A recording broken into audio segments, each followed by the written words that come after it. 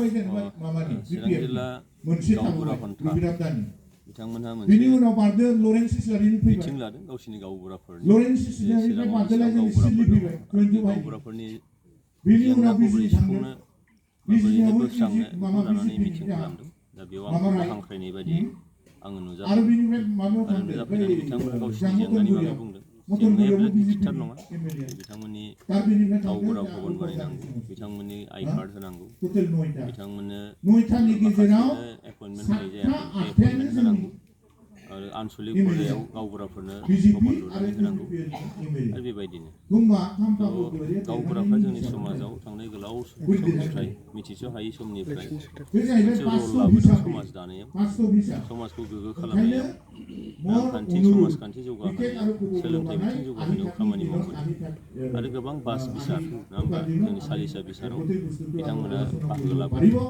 बेखायनो गावबुरा बिथांमोननि जाहाथे मोजां जायो, गावबुरा बिथांमोना जाहाथे मोजाङैनो सुस्थ' मगजै बिथांमोना जाहाथे खामानि मावनो हायो। दा बे बागै बिथांमोननि जेंनाखौ सुफुंनानै होनायाव जों जेब्लाबो रेडि। गावबुराफ्रा जिथु मोनसे भबन गैया, भबन मोनसे थायोबा ज' रायलायनानै फैबाय थानाय समाव मा मावलांगोन बोरै थांगोन बेखौ सावरायलायनायनि मोनसे खाबु निसय जायो।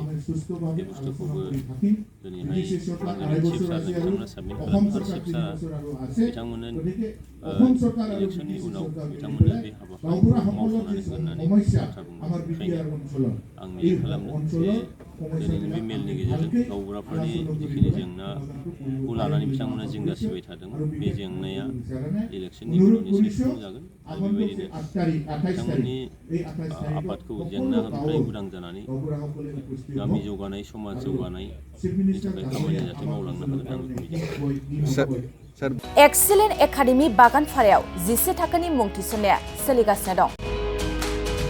गोसो गुदुं फरायसा फरायसुलिफ्रा गुन गोनां सोलोंथाइ मोननो थाखाय एक्सिलेन्ट एकाडेमि बागानपारायाव मुं थिसननो हागोन।